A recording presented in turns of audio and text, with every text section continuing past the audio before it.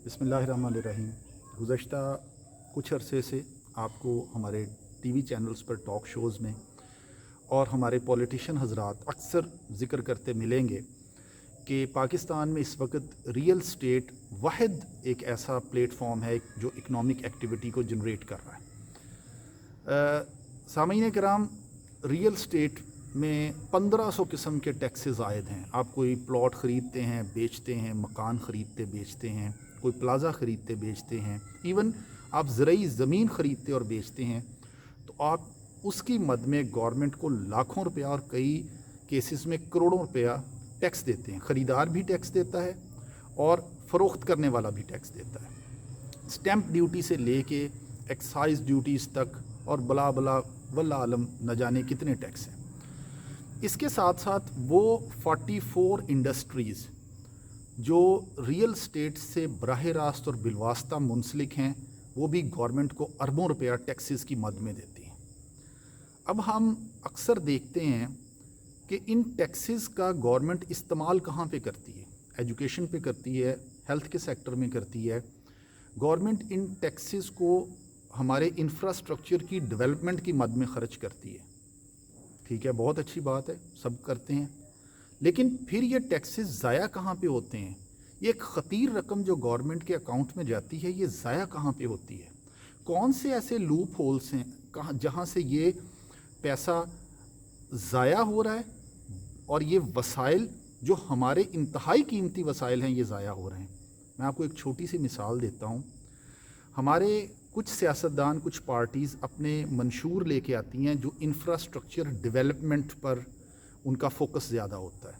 बहुत अच्छी बात है, वो इंफ्रास्ट्रक्चर में पैसा लगाते हैं। गुज़श्ता दिनों कुछ पार्टीज़ ऐसे मंशूर के साथ इक़्तिदार की राहदारियों में आई जिन पार्टीज़ का मंशूर था कि वो हॉस्पिटल्स पे, यूनिवर्सिटीज़ पे पैसा लगाएंगे। बहुत अच्छी बात है, उन्होंने वहाँ पे लगाया, लेकिन उन लूप होल्स की तरफ निशानदेही नहीं हुई। क्या आप जानते हैं कि दुनिया के बेशतर ममालिक में उन ड्रेन्स को बंद किया जाता है जहाँ से आवाम के टैक्सेस का ये पैसा ज़ाया होता है? हमारे हमसाया मुल्क में भी ऐसे ही है। आज मैं आपकी एक निशानदेही करता हूँ एक छोटे से मसले की तरफ। हम बड़ा वावेला मचाते हैं कि बिजली के बिल्स जो हैं वो बहुत ज़्यादा हो गए। हम अक्सर कहते हैं कि हमारी एनर्जी कॉस्ट बहुत ज़्यादा है, महंगाई बहुत ज़्यादा है। इन स्पाइट ऑफ दैट कि गवर्नमेंट बेशबहा टैक्सेस की मद में पैसा इकट्ठा कर रही है, लेकिन समझ नहीं आती कि वो पैसा जाता कहाँ है।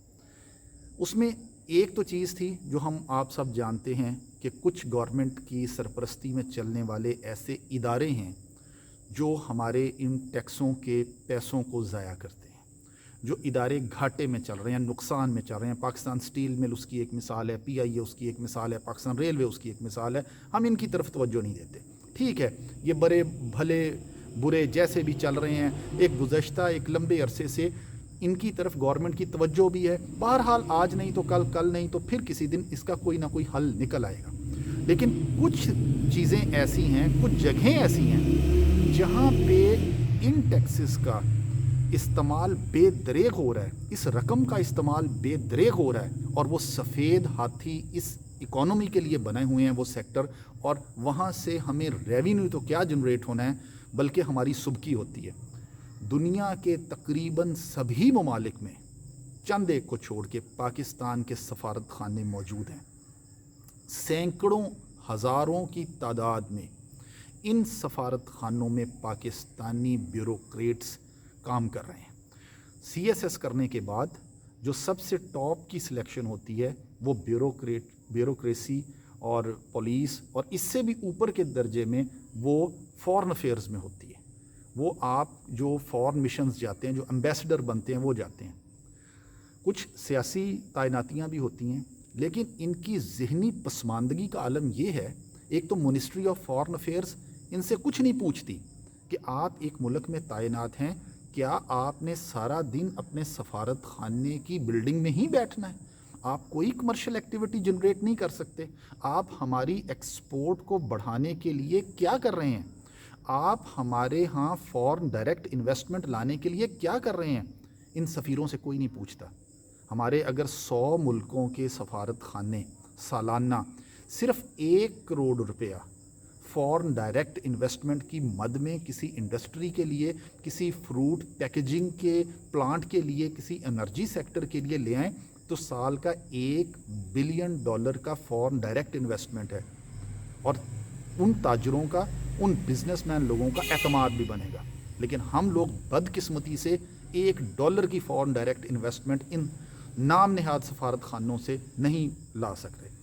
हालिया मिसाल मैं आपको देता हूँ कि इनकी प्रायोरिटीज़ क्या हैं, या ये लोग किस चीज़ को अव्वलीन तरजीह देते हैं। हमारे एथलीट हैं मियां चन्नू के, पिछली दिन उन्होंने 27 अगस्त को, परसों ही बल्कि कल 27 अगस्त को उन्होंने वर्ल्ड एथलेटिक चैम्पियनशिप में सिल्वर मेडल लिया। अरशद नाम का ये नौजवान बुडापेस्ट हंगरी में सिल्वर मेडल लेता है। बुडापेस्ट हंगरी में जब ये शख्स सिल्वर मेडल हासिल करता है, गोल्ड मेडल इंडिया के हिस्से में आया, सिल्वर मेडल इसके हिस्से में आया, और तीसरे नंबर पे चेक रिपब्लिक का एक नौजवान आया। तो चेक रिपब्लिक का नौजवान अपना फ्लैग चेक रिपब्लिक का लेके आता है, इंडिया का नौजवान अपना फ्लैग लेके आता है, और हमारा ये नौजवान अरशद ये खाली खड़ा है। हमारे हंगरी के सफारत खाने में हमारे एम्बेसडर साहब आसिफ मेमन उनका इसमें गिरामी है, और उनके नीचे एक पूरी टीम काम कर रही है। उनको इतनी तौफीक भी नहीं थी कि उस स्टेडियम में एक पाकिस्तानी परचम ही लहरा दिया जाए। हमारे सिल्वर मेडल जीतने वाले इस एथलीट को एक पाकिस्तानी परचम ही थमा दिया जाए कि कम से कम वीडियो सेशन के वक़्त इंडिया का एथलीट उस पाकिस्तानी नौजवान को कहता है आओ और ये मेरा परचम, इंडिया का परचम शेयर कर लो।